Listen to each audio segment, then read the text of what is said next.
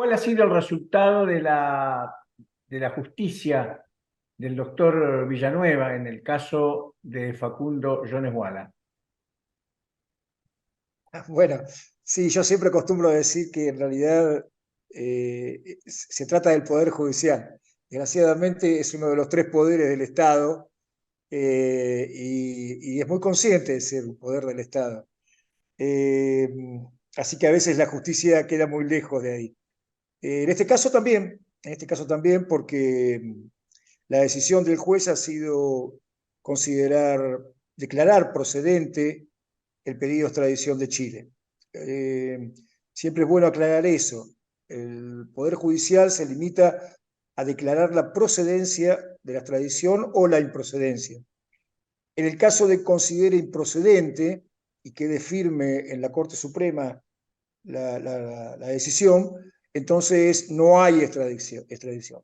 Pero en el caso de que el Poder Judicial considere procedente la extradición, la última palabra le queda al Poder Ejecutivo, el gobierno, ¿no? El gobierno nacional. El juez ha decidido que el pedido es procedente, ha rechazado la nulidad que nosotros le planteamos, con lo cual queda abierta el camino de reclamar en la Cámara de Casación Penal de la Nación, por, porque ahí son caminos que se bifurcan, digamos, ¿no? Nosotros, la, la decisión de considerar procedente la extradición la tenemos que apelar directamente a la Corte Suprema de Justicia de la Nación. Eh, pero todos los planteos intermedios que no van al fondo de la cuestión, digamos, a la procedencia o improcedencia, bueno, tienen su propio camino. En este caso, nosotros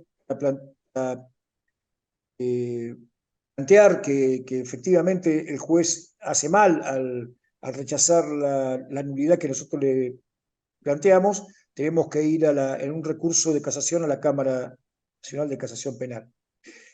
El mecanismo judicial es tan particular que el propio juez que nos rechazó la prueba después tenía que decidir si correspondía la nulidad por rechazarnos la prueba, cosa que obviamente no hizo, dijo que estaba todo bien, porque si hubiera una instancia en la cual se nos rechaza, se discute la presentación de la prueba y otra donde se realiza la audiencia, el juicio, entonces tal vez nosotros podríamos haberle dicho al juez de la audiencia, mire, la prueba que nos rechazó el juez anterior la rechazó mal.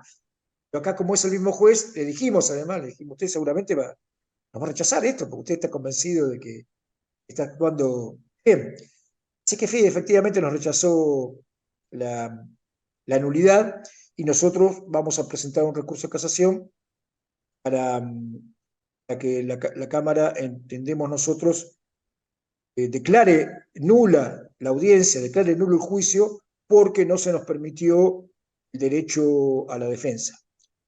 El derecho a la defensa en un juicio de extradición está siempre muy acotado por los tratados, que son en general, los tratados son entre estados, entonces obviamente los estados no se preocupan mucho por los derechos de los requeridos. Los requeridos no intervienen en los tratados. Y además hay otra cuestión, y es que cuesta conseguir en la jurisprudencia que se entienda que hay cosas que están por encima de los tratados de extradición, ¿no? O de cooperación penal. Como es el juez lo sabe, entonces lo menciona, dice, bueno, hay que atender al orden público internacional. Claro, sí, el orden público internacional está constituido principalmente, y entre otras cosas, por los tratados de derechos humanos, que tienen una jerarquía superior.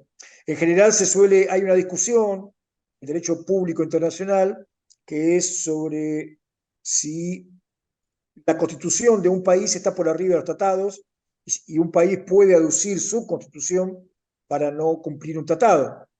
El tratado, la Convención de Ginebra sobre tratados dice ¿Mm? que no, en principio no corresponde, pero igual hay muchas interpretaciones diferentes.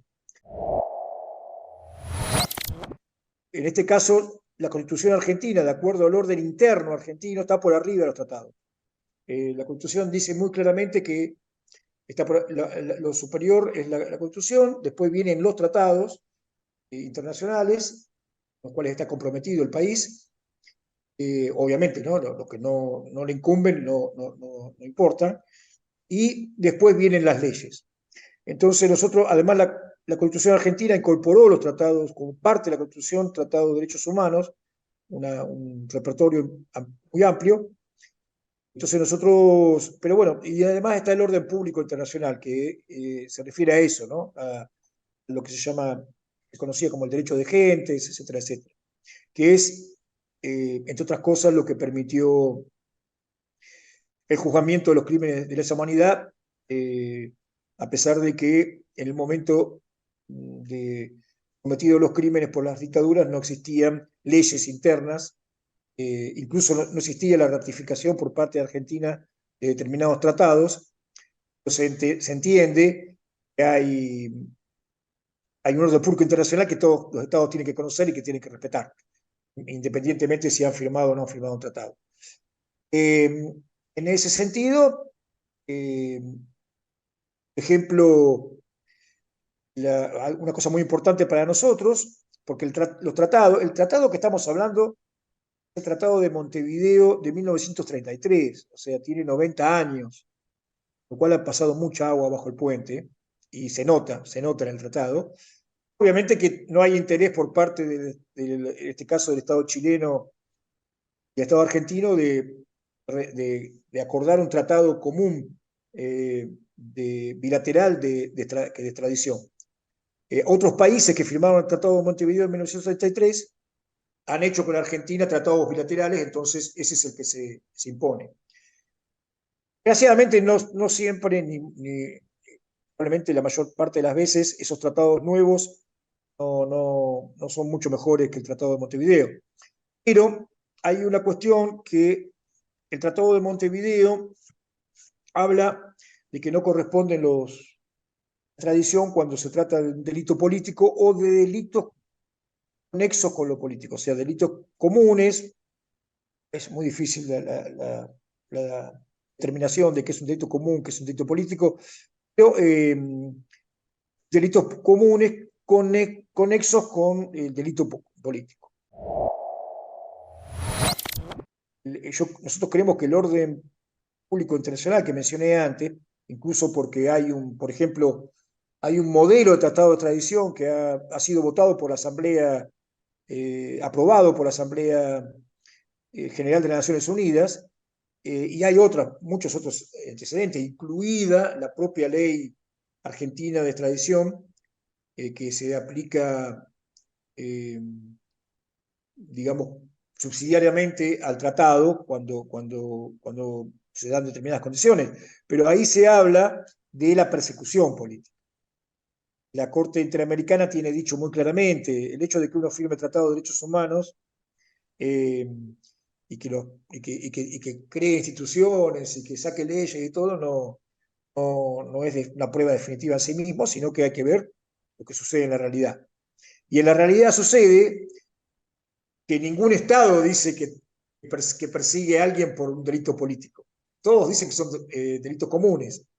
El problema es que si esa persecución, y además por lo menos en los últimos 30 años, todos los estados, por lo menos de América Latina, persiguen con las constituciones, con las leyes y con los votos en la mano. Entonces son todos estados democráticos y estados de derecho, etcétera, etcétera, y todos firmaron los tratados de derechos humanos. El problema es si la persecución legal llevada adelante de acuerdo a los parámetros que marcan las leyes procesales, etcétera, y los tratados, etcétera, etcétera, es si no esconde una persecución política. Una persecución política, una persecución cuestiones de raza, de religión, de orientación de género, una serie de cuestiones que están escondidas en las intenciones. En el caso del juicio de John Iguala hay una particularidad, que es que normalmente cuando se requiere a alguien para extradición, se lo requiere para ser juzgado. Entonces nosotros vamos a los jueces y le decimos, mire, en el país este donde usted lo quiere extraditar, digamos, hay un caso que es paradigmático, por lo menos para nosotros, nuestra experiencia, que es Perú. Tiene, no solamente en la época de la dictadura, que además hay que decir que la dictadura, fueron varias, pero la última, la de Fujimori, en realidad solamente se manejó en gran medida en buena parte con parlamento, y etcétera, etcétera, sino que además dejó la constitución vigente de Perú. O sea, la dictadura, los crímenes cometidos por la dictadura de Fujimori han sido condenados en la Corte Interamericana, pero sin embargo, en ese contexto, porque él cumplió determinadas formalidades y porque Perú sostiene hasta el día de hoy la constitución fujimorista, entonces está vigente. Ahora, Perú ha sido condenado por más de 50 veces por la Corte Interamericana. Los comités de derechos humanos de Naciones Unidas, la Comisión Interamericana han visitado las cárceles de Perú como otras del continente y han dicho que son inhumanas, que no cumplen los estándares. Sin embargo, cuando uno le dice eso a los jueces argentinos, contestan, bueno, pero si hay algún problema en Perú, hay Estado de Derecho, vayan, quéjense con los jueces allá. Y la última, además, ya a nosotros, de nuestro punto de vista, ya directamente con cinismo, se nos dice, y además, si falla el proceso interno de Perú, de Chile, de Paraguay, entonces pueden ir a quejarse a la Corte, a la Comisión y a la Corte Interamericana. Que todos sabemos que para decir algo, tarda 15 años promedio en resolver alguna cuestión. ¿Cuál es la particularidad de este juicio? Que ya hubo un juicio donde se discutió el tema del delito político, conexo con lo político, y se decidió extraditar a Facundo. Nosotros entonces no discutimos eso, porque sabemos perfectamente que ya está suelto. Lo que sí discutimos, intentamos discutir, es, nosotros decimos, bárbaros, es una situación ideal para la cuestión. ¿Por qué? Porque siempre cuando nosotros decimos, va a extraditar a esta persona a Chile a ser juzgado, pero lo van a discriminar, no va a tener garantías judiciales, va a sufrir maltrato, nos dicen, usted está hablando de algo, pruébelo. Entonces, nosotros tratamos de probarlo en términos de, por ejemplo, de que Chile fue condenado en la Corte Interamericana por la manera de enfrentar el conflicto con las comunidades de Mapuche. Ha sido condenado. Pero no les alcanza, porque lo que nos dicen, no, bueno, pero usted habla de generalidades y usted no tiene que probar concretamente que a este señor, John Iguala, no le van a respetar sus derechos y garantías, etcétera, etcétera. Entonces, en este caso, nosotros dijimos, bueno, perfecto, ahora ya estuvo preso en Chile, ¿no es cierto? Ya podemos usarlo, lo que le pasó en Chile, como una demostración. Y entonces dijimos, bueno, vamos a intentar probarlo. Vamos a llamar testigos, vamos a pedir documentación de la Cancillería Argentina que participó en la discusión sobre la libertad condicional, que después le fue revocada a Facundo Iguala. Y el juez que nos dijo no, nos negó toda la prueba. Entonces, ¿cómo podemos nosotros intentar, cuando uno va a la sede judicial, ante los estrados judiciales, uno puede decir cualquier cosa y lo que le van a contestar es pruébelo, traiga las pruebas, trate de probar lo que usted está diciendo. Ahora, si uno no le permiten intentar ni siquiera probarlo, nosotros le dijimos al juez, usted podía haber escuchado todo, que nos ha pasado otras veces, haber escuchado a los testigos, haber leído la prueba, todo, y después igual podía haber dicho, no conmueven la jurisprudencia de la Corte, hay que extraditar. Sin embargo, usted lo que hace es directamente nos niega toda la prueba. Con lo cual, obviamente, nos deja sin ningún tipo de posibilidad de defensa, lo deja a Facundo John Iguala sin ningún tipo de posibilidad de defensa. La Corte Interamericana, y aquí termino, tiene dicho, porque hay una discusión de la jurisprudencia de la Corte Argentina que dice que bueno, que en realidad el juicio de extradición no es exactamente un juicio, etcétera, etcétera.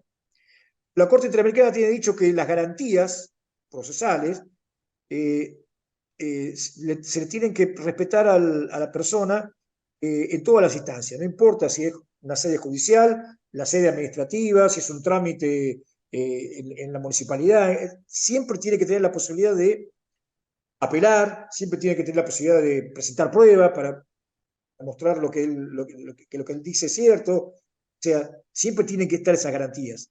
No importa las características de la situación y del proceso.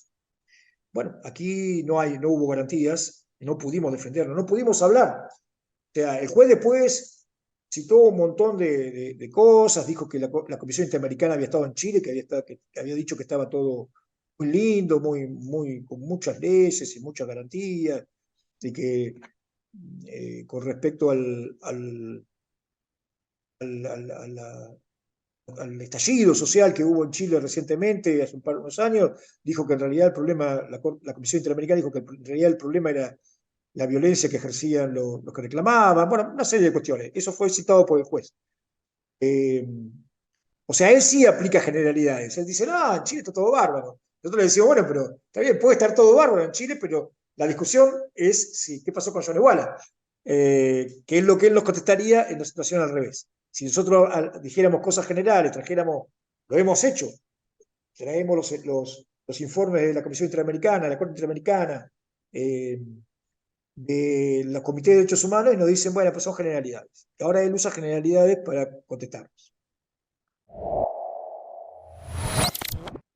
No, en realidad, le digo crudamente como es la situación, nosotros tenemos una oportunidad que se nos dé la razón si nos tocan dos de los, creo que son 12 o 15 camaristas de casación.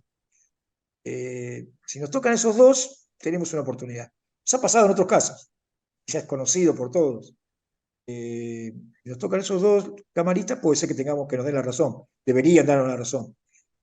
El resto es difícil. Es difícil porque en realidad lo que demuestra este juicio, como tantas otras experiencias en el Poder Judicial, es que en realidad legisladores le dan a los jueces una amplia gama de opciones y los jueces son justamente técnicos expertos en manipular esas opciones para argumentar lo que ya tienen decidido. Si deciden una cosa, tienen elementos legales y jurisprudenciales para argumentarlo. Y si van a decidir lo contrario, también, también tienen. Entonces, es un problema de la voluntad política. Esto eventualmente surgirá de acá a unos meses, no es algo que sea con celeridad, va a tener su proceso de unos meses más. ¿Cuánto tiempo estima que va a No, haber? hay que ver cómo se dan las circunstancias si el juez nos concede el recurso de casación. Porque hay un problema que es el siguiente. El juez ya emitió la sentencia, ¿no? Nosotros tenemos un plazo de 5 días hábiles para presentar el pedido de apelación ante la Corte Suprema, se llama recurso ordinario, contra la resolución de fondo del juez. Bien, 5 días. Pero por otro lado tenemos 3 días hábiles para presentar el recurso de casación. Entonces nosotros tenemos que garantizar, además de decirle al juez, bueno, usted concédanos el recurso de casación, porque además el funcionamiento del recurso es que tenemos que presentárselo al propio juez o al propio tribunal que tomó la decisión para que él acepte llevarlo al superior. Entonces tenemos que decir al juez, mire, acéptenos, de curso al recurso, ¿no? Pero además suspenda los plazos que están corriendo para el recurso ordinario ante la Corte, porque si usted no lo suspende, nosotros, en la incongruencia va a ser que nosotros vamos a tener que presentarlo, porque si no queda desierto el recurso, y entonces vamos a estar, nos van a decir que estamos corriendo con tenemos los pies en dos botes se separan, digamos, ¿no? Entonces, entonces, si él lo concede, entonces entendemos que tiene que conceder también la suspensión de los plazos del recurso ordinario. Ahora, si él no lo concede, entonces él no va a suspender nada y nosotros vamos a tener que ir en queja a casación y por otro lado ir a la Corte, presentar sí o sí el pedido el recurso de apelación ordinario ante la Corte. El recurso de casación debería poder resolverse en alrededor de un mes. En un mes puede llegar a resolverse. Porque casación lo que tiene que hacer, tiene plazos y tiene que llamar a una audiencia y resolver inmediatamente. El recurso ordinario ante la Corte ya es más difícil porque la Corte no tiene ningún tipo de plazos en ningún lado de la legislación, de los códigos procesales, nada. La Corte maneja sus tiempos a su antojo. Puede resolverlo inmediatamente y además la Corte toma consideraciones políticas para hacer para intervenir, digamos, ¿no? Exacto. Entonces, por ejemplo, hay una cuestión, perdón, Sí, sí, le escucho. hay una cuestión y política fundamental en los tiempos, y es los tiempos electorales. El 10 de diciembre cambia el gobierno de Argentina. Ujú. Entonces la Corte va a tener que decidir si resuelve la cuestión y se la envía al Poder Ejecutivo para que decida, para que diga la última palabra, antes del 10 de diciembre con este gobierno, o espera y se la envía al siguiente gobierno. Esa es una decisión, obviamente, claramente política que va a tomar la Corte. ¿Usted ha conversado con su defendido, Facundo Yanes Wala, en algún momento del proceso? Sí. Sí, Bien, sí, sí, hemos conversado antes, hemos conversado perfecto, durante y hace unos minutos conversé con él para, entre perfecto. otras cosas, explicarle esto que le estoy explicando a usted, que son los Bien, caminos que tenemos ahora y cómo los vamos a recorrer. bien. Para ir sintetizando y para ir cerrando la entrevista, nos interesaría realmente, y creo que a todos los espectadores de esta entrevista, en la conversación que ha tenido con Facundo Yanes Wala, ya que nos ha explicado jurídicamente cuáles son los pasos a seguir, qué es lo que pasó, etcétera, nos interesaría una apreciación suya, una descripción suya, sintética, concreta, de cuál es el estado de ánimo, cuál es la postura o la actitud, o quizás qué le expresó Facundo Yanes Wala para poder hacer público en esta entrevista. Y así cerramos un poco tanto la faceta técnica, técnico-jurídica, como ahora la faceta humana. ¿Qué descripción podemos hacer de ese diálogo con él, de sus palabras? Bueno, Facundo lo dijo, él tuvo la oportunidad de dirigirse al tribunal como corresponde, como establece la ley, al final, El antes de que el alegato. juez pasara a cuarto intermedio para tomar la decisión. Exacto. Estuvo más de 40 minutos hablando Facundo, y él se refirió a la situación en la cual él fue detenido, donde hizo mención a una situación personal, íntima de él, que lo puso en crisis y que lo llevó a algo que él, por otra parte, en términos de su teología, podemos decir, él repudia, que es el alcoholismo, ¿no? Cuando lo encontraron estaba alcoholizado. Exacto. Eh, pero cualquiera que haya visto y haya escuchado justamente lo que él dijo, eh, va a tener la impresión que tenemos nosotros que hemos hablado varias veces con él en todo este tiempo. Yo creo que yo había ido a visitarlo a la cárcel un tiempo antes, mi colega Suárez también, lo visitamos antes del juicio, lo vimos en el juicio, lo volvimos a hablar con él. Y él está de pie. Él está de pie, no solamente está de pie, sino que eh, desde el punto de vista de él, eh, lo que él ha dicho durante la oportunidad que tuvo ha sido brillante, digamos. Él expuso con mucha claridad cuál es el pensamiento político y cuál es la cosmovisión que él tiene. Ujú.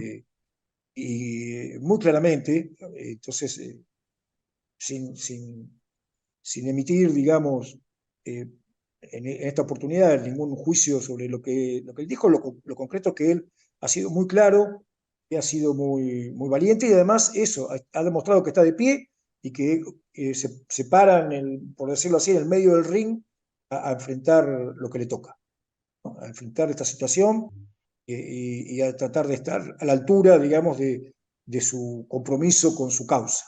Así que desde ese punto de vista, y después obviamente invito a todo el mundo a escuchar ese audio, a ver ese video y a tener su propia apreciación. Realmente ha sido realmente muy importante todo lo que planteó. Como digo, tanto en términos políticos, en términos del análisis de lo que uno puede hacer, de cuál es su postura, su posición, pero también en lo que usted me preguntaba en cuanto a mostrar en qué lugar está él emocionalmente hoy por hoy. Yo quisiera agregar una cosa más, ¿Cómo no? desde mi punto de vista de abogado, digamos, ¿no? Y es que queda otra cosa paralela a todo lo que hablamos, y no quería dejar de decírselo a usted, que seguramente le va a interesar, porque para eso me convocan a mí como abogado.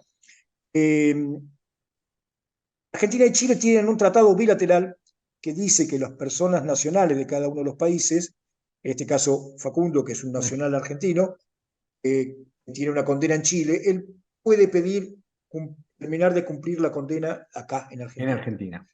Entonces, ese va a ser otro trámite paralelo que vamos a iniciar, que él lo inició además ese trámite en Chile. Lo que pasa es que ese trámite quedó interrumpido, probablemente abortado. ¿Por qué? Porque él quedó en libertad en aquel momento, entonces al quedar en libertad quedó todo en la nada.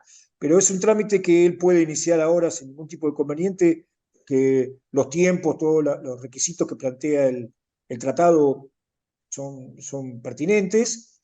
Y lo que sí queda por fuera de la órbita del Poder Judicial sí, es resorte exclusivo del Poder, perdón, el Poder Ejecutivo, o sea, si no me en el caso de Argentina, seguro es la autoridad de aplicación, es el Ministerio de Justicia de Argentina, y entiendo que en el caso de Chile lo mismo, porque en realidad es un trámite entre quienes manejan los servicios penitenciarios de cada país, que lo que hacen es, en función de los derechos de las personas, de la resocialización, de una serie de cuestiones, y además del alivio, digamos, que para ellos significa cada uno de los países eh, separarse, digamos, de un extranjero y enviarlo a otra jurisdicción.